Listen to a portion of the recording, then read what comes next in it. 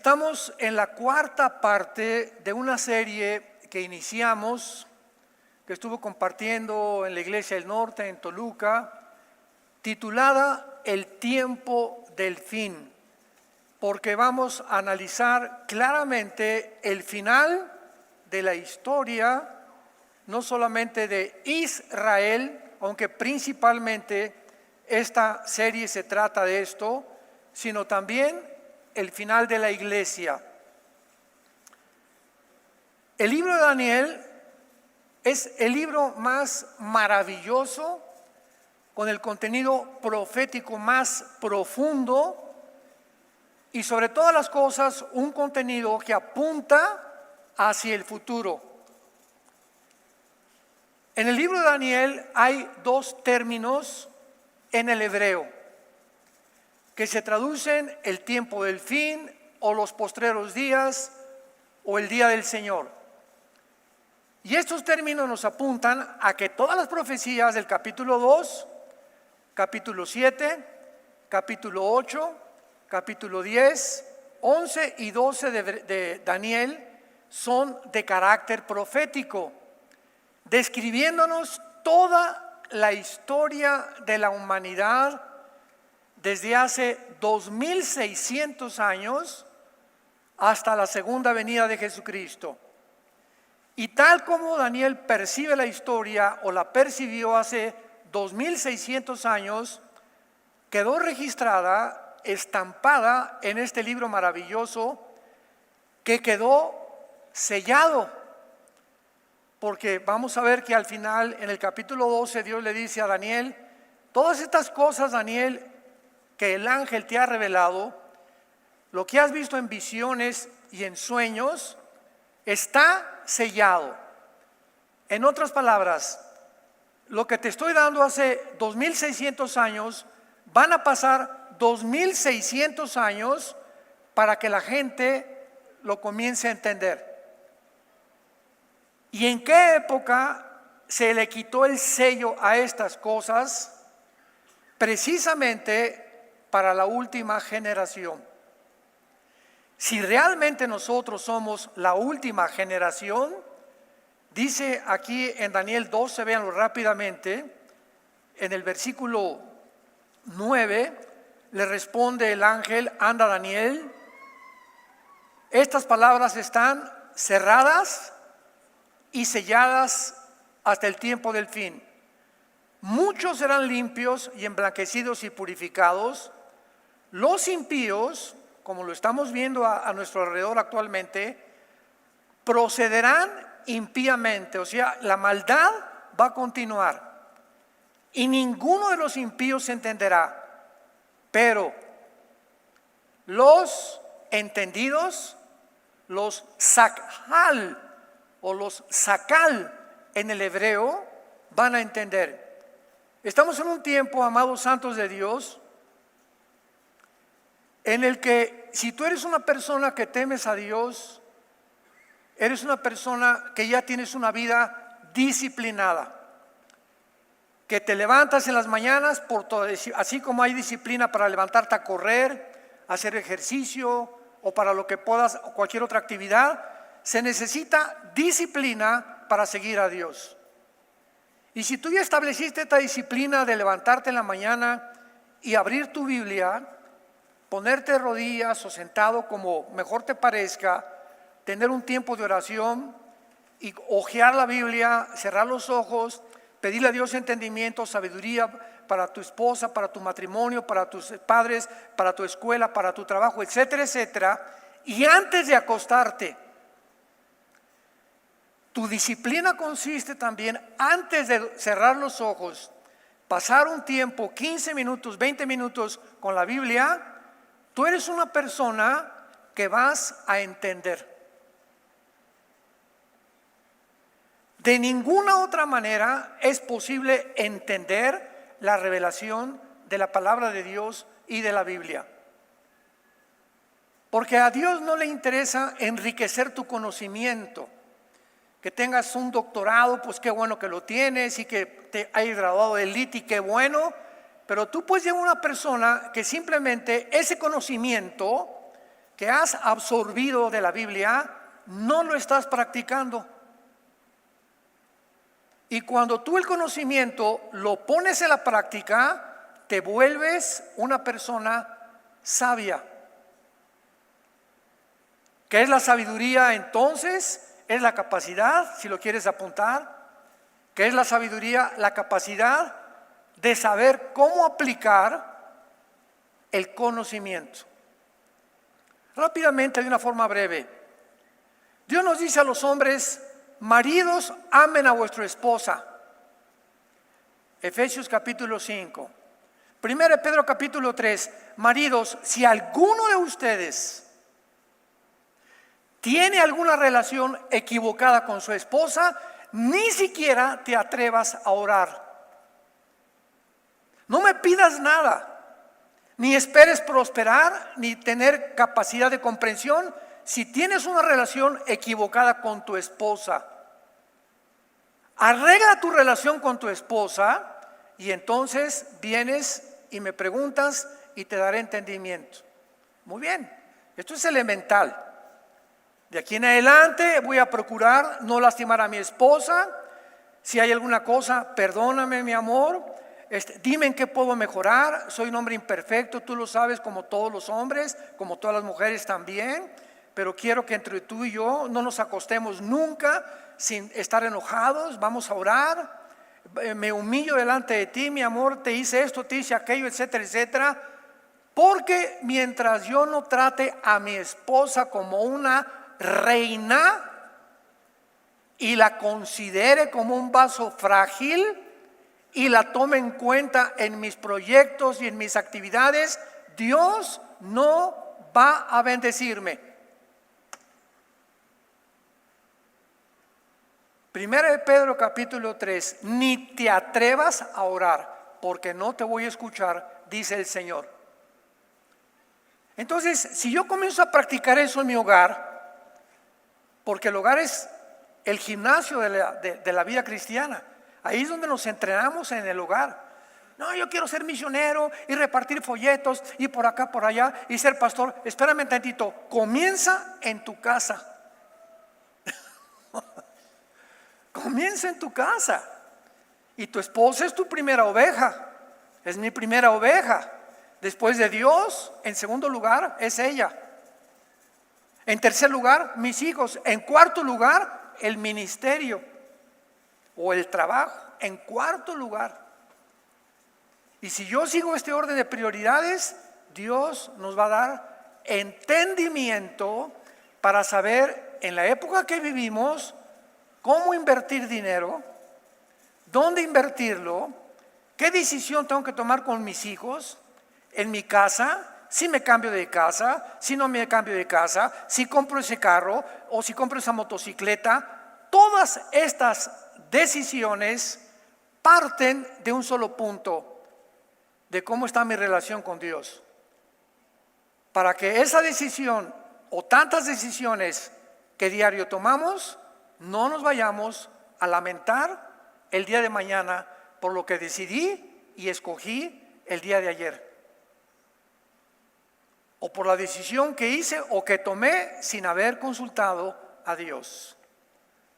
Entonces, ¿por qué la gente a nuestro alrededor vive llena de arrepentimiento, de ansiedad, de culpa, de temor, y esto y el otro, y esto y el otro? Porque no tienen paz. El estrés es una de las enfermedades más grandes que dominan el mundo actualmente. ¿Y qué es el estrés? Un estado que te levantas y estás de malas y estás así viendo y te enojas y gritas y no has perdonado y tienes odio y estás en contra de todo el mundo, crees que todo el mundo te ve y crees que nunca te vas a casar y que todo te va a salir mal. Es un estado de intranquilidad interna por falta de paz, porque no tienes paz, porque te desconectaste de la fuente de la energía. Si yo tengo mi celular y no lo conecto todos los días a la fuente de energía, agarro mi celular y aprieto los botones y no sale nada, porque el celular no tiene carga propia. La obtiene de la electricidad y el celular funciona. Si yo estoy desconectado 2 o 3 días sin Dios, ¿qué voy a hacer? ¿Voy a apretar mis botones? No, yo sé cómo resolver el problema con mi hijo. Yo sé cómo resolver el problema con mi esposa. Yo sé cómo invertir en dinero. Voy a comenzar a tomar decisiones sin ser guiado por Dios. Porque Jesús dijo, separados de mí. ¿De veras lo crees? ¿De veras lo crees? Que separados de Jesús, cero.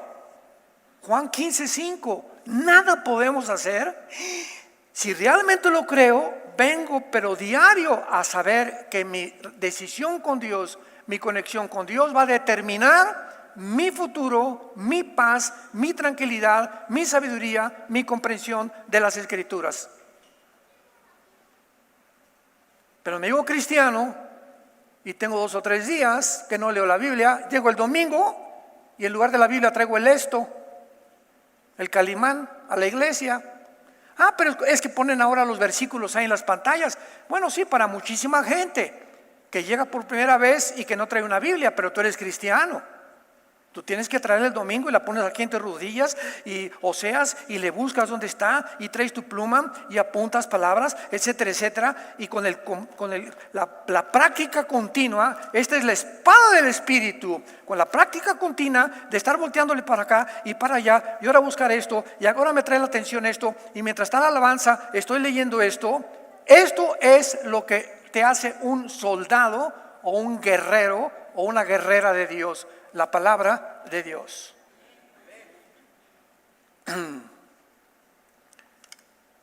El libro de Daniel, rápidamente, para darles una conclusión y un resumen.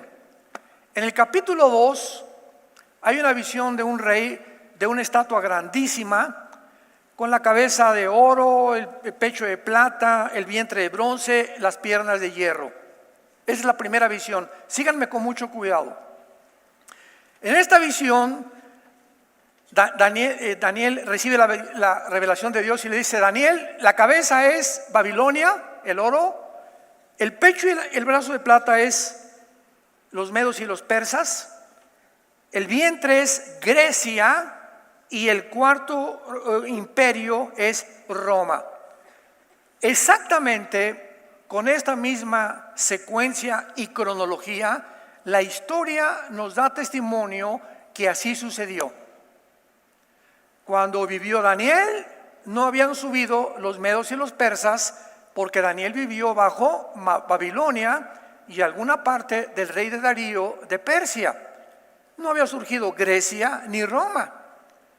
Entonces Dios le dice a Daniel: las 2 piernas son de hierro y los 10 dedos de la estatua, de los pies o de las piernas de la estatua, son 5 de barro con hierro y 5 de barro con hierro.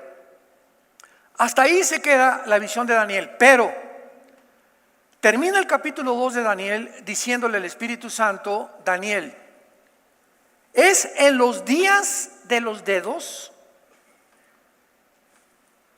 cuando se va a formar una confederación de 10 naciones. O sea, los 10 dedos representan la última forma de gobierno mundial, la última confederación política, económica y militar que va a existir en el mundo en los días que vienen. Escuche esto con atención. Se va a formar 10 naciones, 5 de Europa y 5 de Medio Oriente. Van a formar un G10 en los próximos meses o el próximo año, porque estamos ya a un paso que venga Jesús por nosotros. Cuando oigamos que se juntan 5 naciones del Oriente y 5 de Europa, en ese momento, de una de ellas, Daniel 7, surge el anticristo. Mientras tanto, no podemos especular del anticristo, que si es este, que si es aquel, que es el Papa, que es Obama, son especulaciones. Hasta que no se forme un G10 de 10 naciones, no podremos saber quién es el anticristo. Ahora bien, mucho cuidado. Roma representa las 2 piernas porque el imperio romano se dividió. Y las dos piernas representan la división del Imperio Romano. Entonces, Roma, que es el cuarto imperio, Babilonia, Medo-Persia, Grecia, Roma es el cuarto imperio y no va a haber más. No va a haber un quinto imperio antes que Jesucristo regrese, como lo vamos a ver más adelante, más que el del anticristo con las 10 naciones. Entonces las dos piernas representan la división del Imperio Romano en el oriente y en el occidente. En el año 400 más o menos 50, Roma, ¿verdad?, se queda con el occidente, con la capital de Roma. Pero sin embargo, Roma se divide en Constantinopla, que es actualmente Estambul o Turquía. Y durante casi 1400, aproximadamente 1450 años, desde que se fundó Roma, dura la división oriental. Entonces, es lógico que si se dividió en el oriente y en el occidente, el futuro gobierno forme parte de 5 naciones del oriente y 5 del occidente. Porque el futuro gobierno del anticristo tiene que provenir del territorio que abarcó el antiguo imperio romano, que fue Europa, el norte de África y el Medio Oriente. ¿Me van siguiendo? Entonces se van a formar 10 naciones del Medio Oriente y de Europa que van a formar el G10, de donde entonces surgirá el anticristo. El anticristo, ya que estén formadas estas naciones, va a derribar a 3 y van a quedar 7, y dice Apocalipsis 17 que él va a ser el octavo. Va a derribar a Egipto, a Libia y a Egipto, Libia y Etiopía, de acuerdo a Daniel 11, 40 al 45, que después vamos a ver. Aquí tenemos pues en el Daniel 2 la cronología de cómo están los imperios. Nos brincamos al capítulo 7 de Daniel, segunda visión. Estos 4 metales de la estatua del capítulo 2, oro, plata, bronce y hierro, se representan ahora por 4 bestias, capítulo 7 de Daniel. Y se representa a Babilonia como un león, a Medo-Persia como un oso, a Grecia como un leopardo. Pero la cuarta bestia o el cuarto imperio, que es Roma, en el capítulo 2 no se le designa ningún nombre. Ya no hay un animal que el Espíritu Santo haya encontrado entre todas las bestias depredadoras que hay, crueles y sanguinarias, para atribuirle a este cuarto imperio un nombre específico. Y veamos rápidamente el capítulo 7 de Daniel para que veamos con qué palabra se describe a este cuarto imperio que es Roma, pero transformada. Después de esto, Daniel 7, versículo 7, miraba yo en las visiones de la noche, he aquí la cuarta bestia, espantosa y terrible y en gran manera fuerte, espantosa y terrible. Tenía dientes grandes de hierro, devoraba y desmenuzaba, las obras hollaba con sus pies y era muy diferente a las otras. Esto es clave porque aquí este movimiento político que se está describiendo es la palabra Shainá, que se tradujo diferente. Esta cuarta bestia era muy diferente. ¿Y saben lo que significa la palabra Shainá? De otra naturaleza. Y era de otra naturaleza. Era de una naturaleza alterada o diferente. Dios mío santo, siglo XXI, nos encontramos con una organización que se llama en el mundo el Foro Económico Mundial. Googléalo. Foro Económico Mundial, dirigido por un alemán llamado Klaus Schwab. Y este Foro Económico Mundial pone en tu Google Foro Económico Mundial y ve abierta, descaradamente, los principios que buscan para el mundo. Esta organización se reúne una vez al año en Davos, Suiza, y se juntan los más grandes estadistas, presidentes, filósofos, etcétera, etcétera, del mundo moderno, de la intelectualidad y de la política y la económica, para planear el futuro del mundo. Bueno, ya hicieron el Foro Económico Mundial y le pusieron la Agenda 2030. ¿Saben ustedes que Klaus Schwab, el presidente del Foro Económico Mundial, tiene un consejero judío que se llama Noah Harari? Noah Harari, con H. Y este judío no tiene más de 45 o 50 años de edad. Acaba de declarar públicamente que Dios no existe, que Cristo es un mito, que van a formar otra Biblia con la inteligencia artificial y que además están dispuestos a desarrollar y crear una nueva super raza de seres humanos. Y le preguntaron: oiga, pero ¿cómo que ustedes son dioses?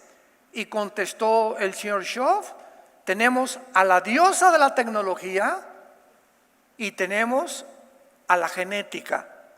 Y ahora la genética nos ha llevado a descubrimientos tales, tan profundos, y la avanzadísima tecnología a la que el mundo ha llegado, que con estas dos partes, la tecnología y la genética, vamos a lograr, porque si creemos que venimos de la amiba, si creemos en la teoría de la evolución, pues hemos llegado a un punto en la historia donde tenemos que seguir evolucionando. Y antes no podíamos evolucionar porque no teníamos la tecnología que tenemos ahora. Y inmediatamente entró Elon Musk, Proyecto X y el proyecto Tesla.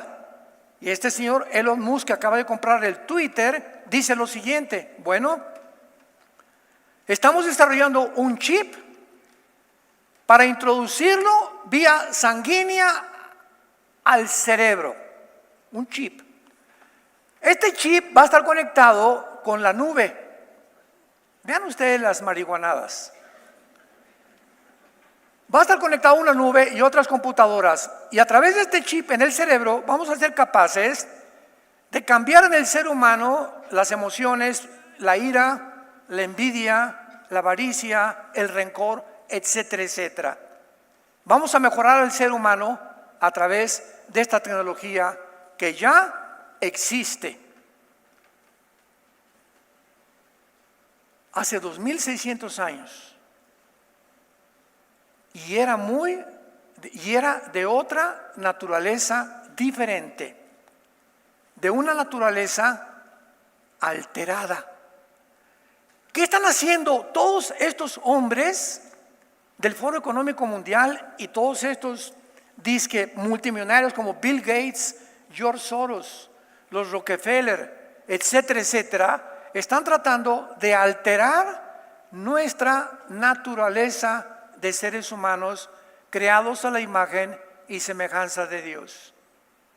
Y todo esto es la preparación para que cuando el anticristo surja, ¿verdad?, el mundo esté condicionado a aceptar y a poder realmente llegar a concluir que somos dioses. Esto es muy, pero muy interesante, porque en el siglo XXI el mundo había llegado o ha llegado a este nivel de tecnología. Durante más de un siglo se propagó en las universidades, las escuelas, politólogos, filósofos, economistas, políticos, deportistas, que venimos de los animales. Que somos el resultado de una evolución fortuita y accidental. Que hubo una explosión en el universo, el Big Bang, y así comenzó. Es la explicación de lo que la ciencia, que ya no es ciencia. Noten ustedes que de la ciencia ahora es ciencia ficción. Todo lo que les acabo de decir del chip y el superhombre es ciencia ficción. Ya no es ciencia. La ciencia dejó de ser ciencia. Ahora, ¿verdad? Como decía mi abuelo, ¿quién sabe qué les dieron a fumar? Pero es el mundo, hermanos, que nosotros estamos viendo. Ahora, muy bien. Finalmente, para terminar con la preparación de este cuarto imperio, que está preparando y pavimentando el camino a lo que se viene, al gobierno futuro, nos da Dios entendimiento. Esta agenda necesita destruir forzosamente para que pueda desarrollarse y alcanzar sus objetivos, destruir los principios éticos y morales de la Biblia. El objetivo principal ahorita es ya no el matrimonio, hay que desbaratar el matrimonio. Durante 6,000 años, los principios judeocristianos, éticos y morales, es que una familia es un hombre, una mujer y sus hijos. Los hombres no traen vagina, ni traen el cromosoma XX que tienen las mujeres. Entonces tenemos que destruir esto y tenemos que comenzar a desarrollar una ideología y un adoctrinamiento a nivel mundial que se conoce la ideología de género, para bombardear con películas, con sistemas, con Disney, con tiendas comerciales, con medios de comunicación, con politólogos, filósofos, etcétera, etcétera, una filosofía donde inunde el mundo y los hombres lleguen a creer que no son lo que Dios los creó. No es que ¿tú qué eres? Me llaman Carlota. Tienes cara del mapache. No tienes cara de Carlota. No me digas que no, porque si no, en Canadá, si tú te atreves a decir eso a una persona que es hombre y dice que se cree Batman, te meten a la cárcel. A ese grado hemos llegado. O sea, al ratito le voy a decir, pues yo soy el hombre araña, aunque no me veas que me subo ahí, ¿verdad? Entonces nos damos cuenta que hay una disfunción entre lo que somos genética y biológicamente a lo que en la mente ha sido engañada por, y la Biblia le llama demonios. Porque solo los demonios, estas criaturas espirituales, pueden meter el desatornillador y aflojarte neuronas dentro de tu cerebro para hacerte creer y convencerte que no eres el sexo con el cual naciste. Y lo han llegado a creer. Y ahora comienzan entonces a tal grado que se pueden casar dos hombres y les vamos a dar su regalo de bodas, un bebé. Y ahí está Carlos y Pancho, a la duérmase mi nene.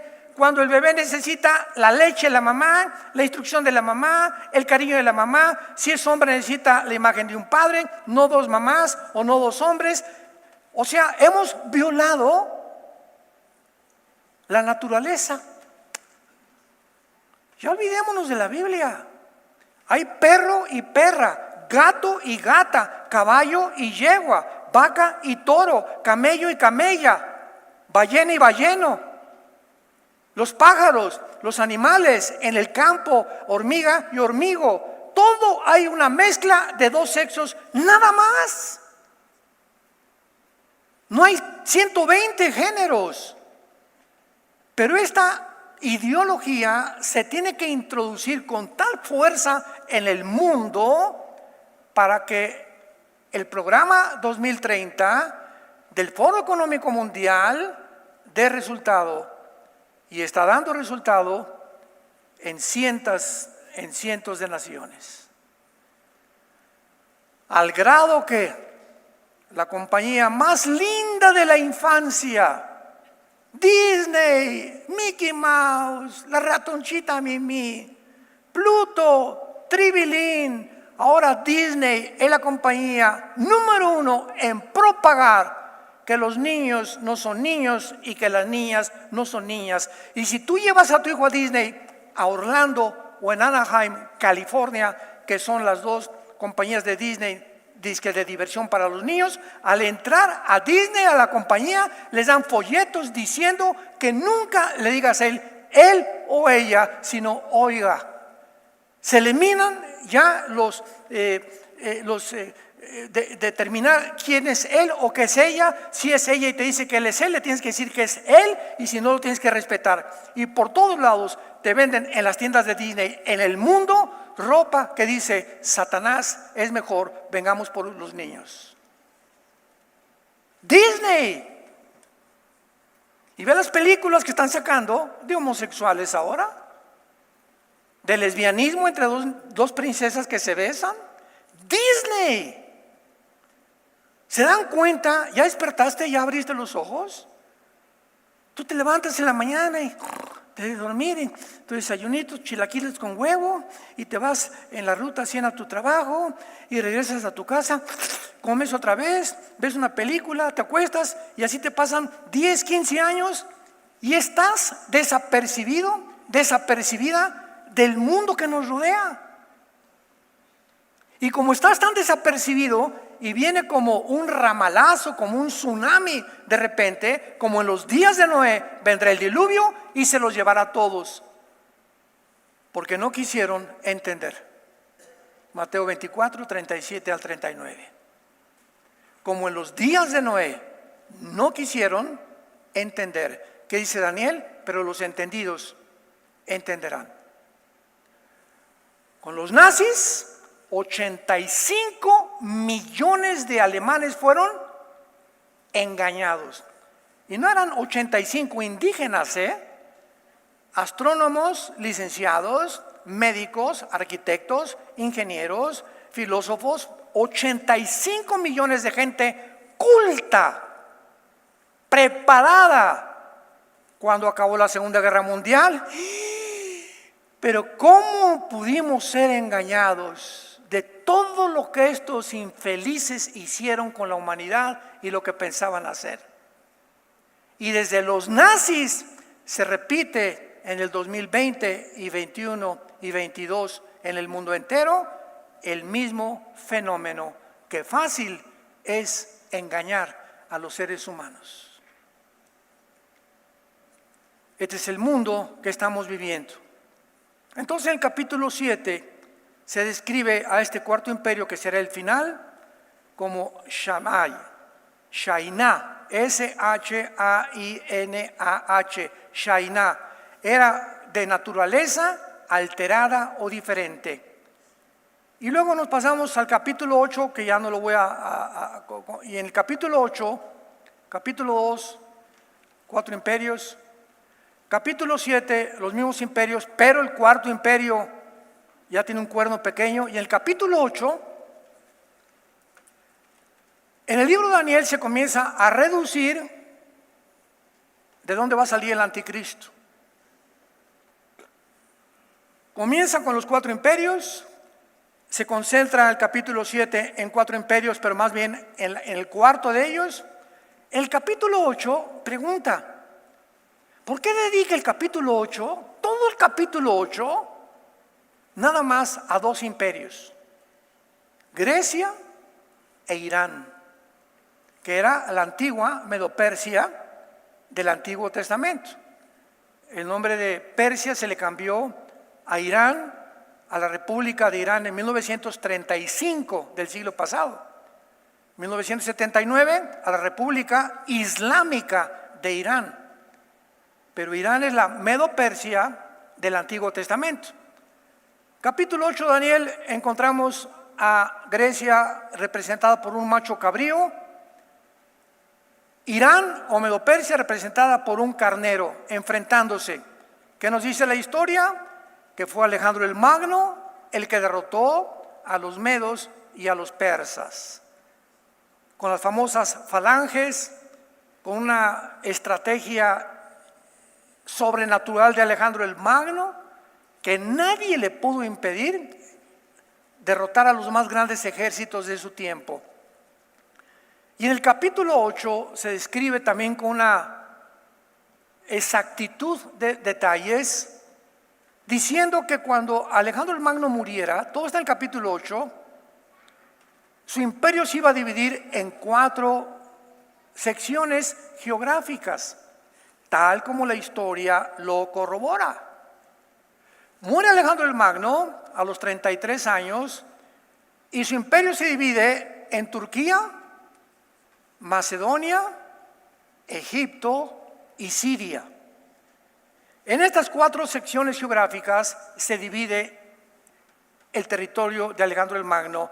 Observen ustedes, hermanos, que cuando venimos a la Biblia, venimos a la ciencia, a la genética, a la química, a la historia, a la geografía, a la antropología, a la paleontología, a la genética, a todas las disciplinas científicas que hay, y la Biblia respalda y la historia respalda. No venimos a un libro como el de Carlos Darwin, El origen de las especies, que dice así: chance y puede que, chale, no estoy seguro, a lo mejor. Eso no es un lenguaje científico, pero cuando vienes a la Biblia, Dios ha dicho, y di esto y di aquello.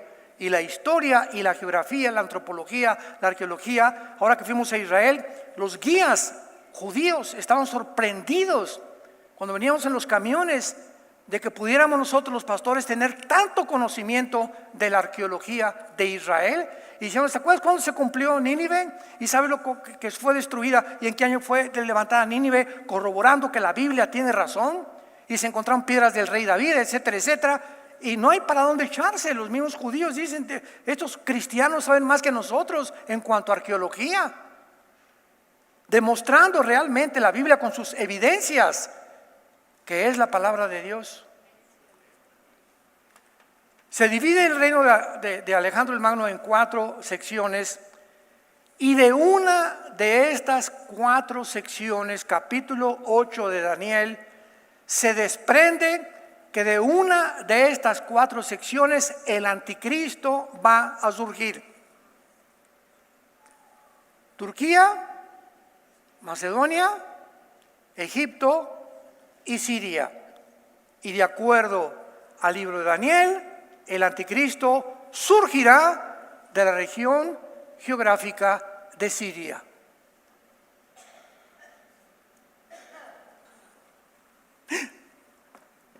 No de Metepec,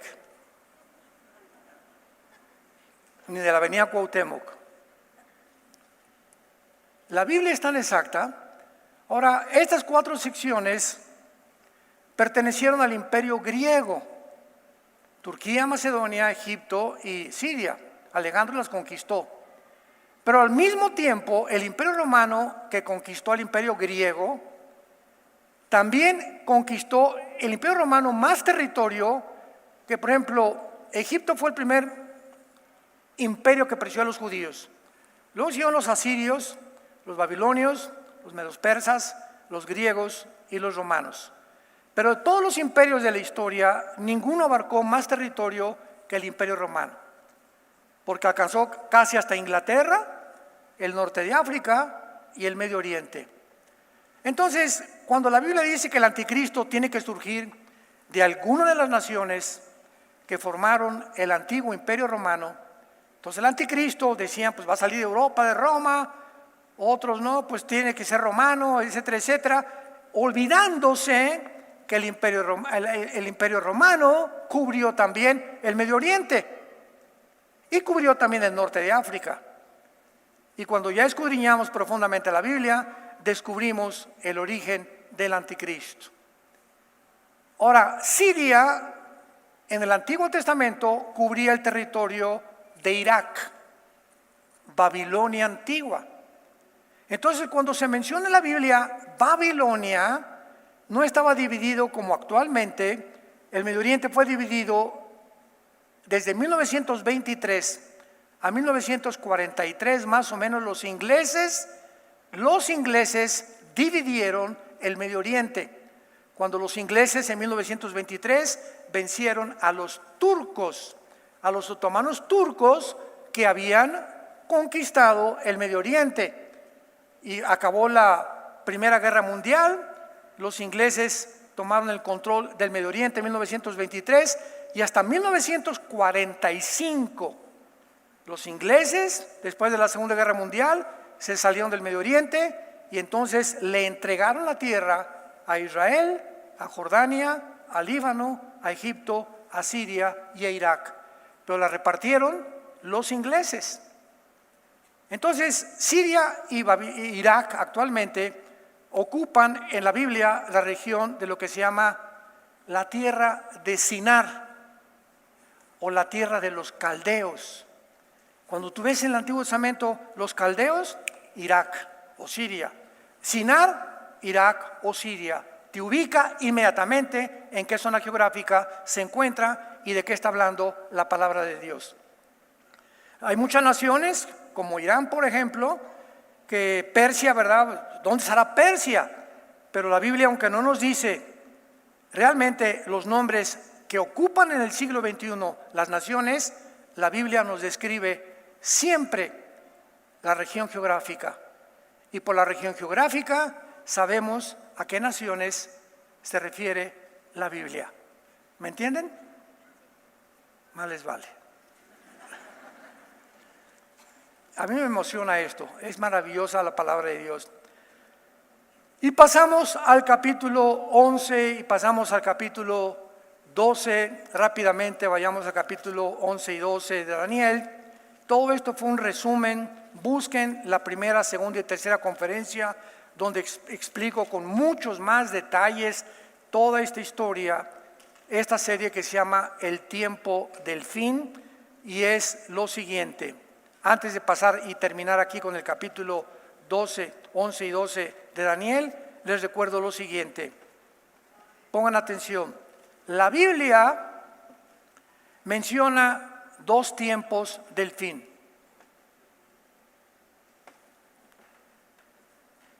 Uno, el tiempo cuando la iglesia va a terminar.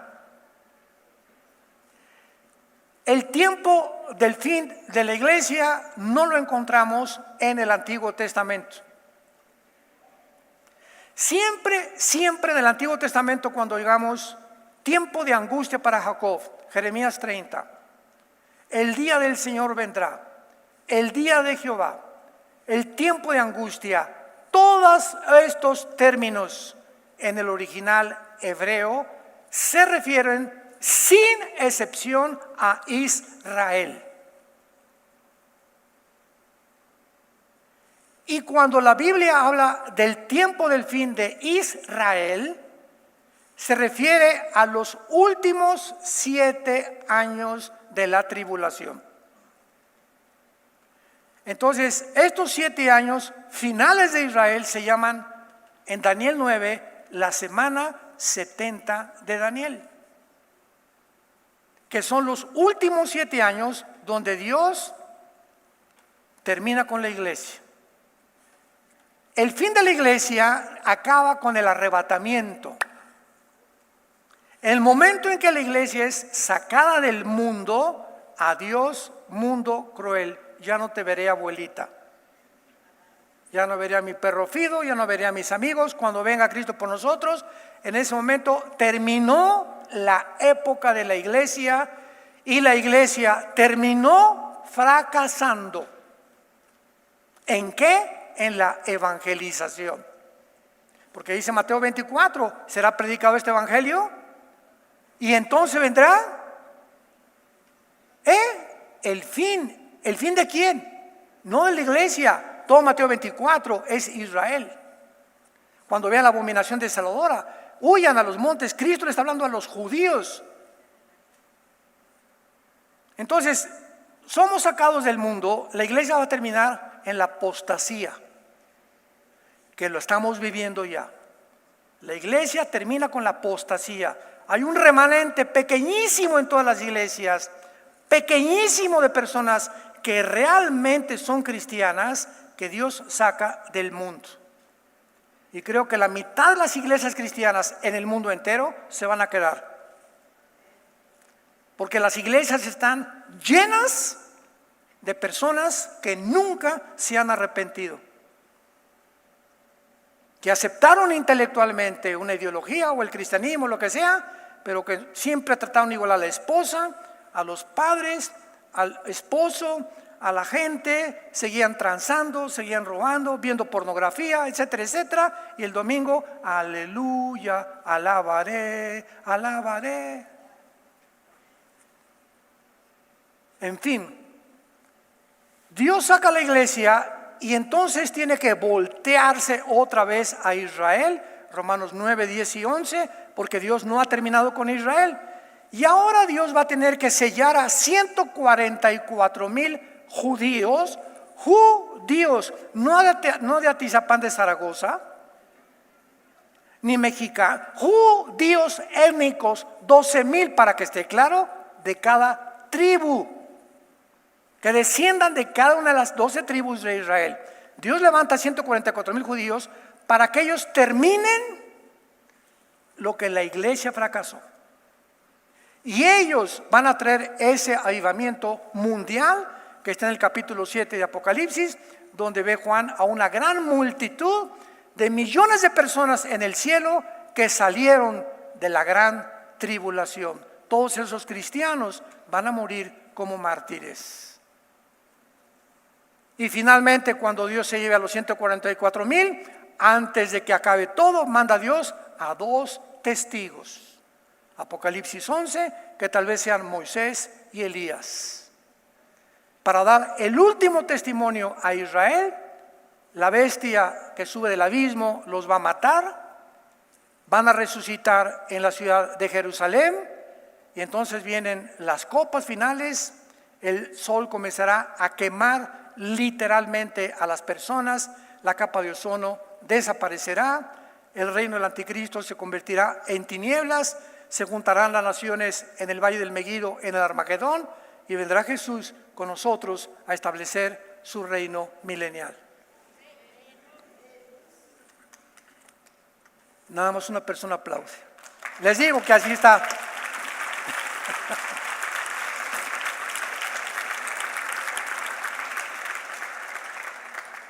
Hermanos, emociónense, por el amor de Dios. Muchos están como nopales ahorita, sí. Bueno, y esta es la razón que en Daniel 12, versículo 1, relacionando este versículo con el capítulo 11, el 40 al 45 de Daniel 11, 40 al 45, registra las últimas guerras del anticristo. Con el rey del sur, el rey del norte, va a derrocar Egipto, los va a seguir Libia y Etiopía, etcétera, etcétera. E inmediatamente en el capítulo 12 comienza diciendo, en aquel tiempo, inmediatamente, si eres un estudiante de escatología o que perseveras en las escrituras, unes a qué tiempo está hablando el Espíritu Santo.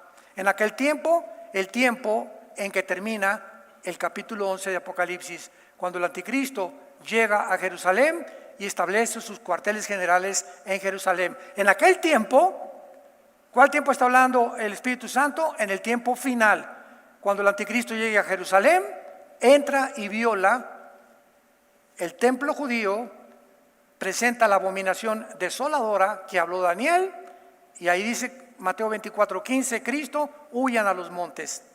En aquel tiempo se levantará Miguel. Si lo comparas con Apocalipsis 12, vi una guerra en el cielo, Miguel y sus ángeles, Satanás y sus ángeles se enfrascaron. ¿En qué tiempo es Daniel 12:8? En el tiempo que dice Daniel 12, en aquel tiempo se levantará Miguel, el príncipe que está de parte de los hijos de tu pueblo. Miguel es el arcángel asignado por Dios para defender a Israel. ¿Y por qué los egipcios, asirios, babilonios, medo-persas, griegos, romanos, grupos terroristas, guerra del 48, 56, del 65, del 73 y estamos en el siglo XXI, e Israel permanece en su tierra? Simplemente porque la palabra de Dios dice que cuando regresaran nadie los volvería a sacar. La sobrevivencia de Israel, con eso termino, la sobrevivencia de este pueblo es la prueba, la evidencia más grande que Dios existe. Y esta es la razón por la cual hay tanta desinformación. La gente habla por hablar sin conocer ni entender las Sagradas Escrituras. Preparémonos para encontrarnos con el Señor más rápido de lo que tú te imaginas. Te damos gracias, Señor, por tu palabra. Gracias, Señor, por habernos dejado la palabra profética más segura, a la cual haríamos bien en estar atentos como a una antorcha que alumbra en lugar oscuro. Nunca en la historia las tinieblas habían sido tan densas en el mundo como en el siglo XXI. Nunca la gente había estado tan confundida. Políticos, economistas, filósofos, religiosos, como lo están actualmente en el siglo XXI. Nunca el mundo había llegado a una depravación moral. Nunca. Al grado que en este siglo las Naciones Unidas han decretado que se acepte la pedofilia en las naciones. No hay perversión más grande, no hay maldad más grande que ver ahora niños violados sin que nadie los defienda, por sometimiento a las Naciones Unidas y a la Organización Mundial de la Salud. Despierta tú que duermes y te alumbrará Cristo. Vivamos una vida irreprensible delante de Él. Tenemos los días contados. Los cascos del Apocalipsis se escuchan ya en el cielo. Él viene ya por nosotros en cualquier momento. Prepárate tú también para encontrarte con tu Dios. Ustedes que nos ven a través de los medios de comunicación y las redes sociales, por la televisión, les invitamos también a que en este momento tan crítico y tan importante le abras tu vida a Cristo y le aceptes en tu corazón como tu Señor y Salvador, con estas palabras: Señor, te pido perdón por mis pecados. Creo que en la cruz pagaste por ellos con tu sangre preciosa y que a los 3 días resucitaste a los muertos. Creo que fuiste crucificado, enterrado y resucitado a los 3 días. Y ahora te pido, Señor Jesucristo, que entres a mi vida como mi Señor y mi Salvador. Te doy las gracias por tan grande salvación. En el nombre de Jesús. Amén.